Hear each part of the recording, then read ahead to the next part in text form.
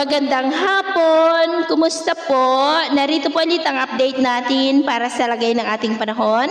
Ngayong hapon po ng March 12, 2024 na kung saan sa ngayon po gaya ng inyong nakikita ay bahagya pa na lumakas ang hanging amihan at ito po ay umiihip na sa malaking bahagi ng Northern Luzon.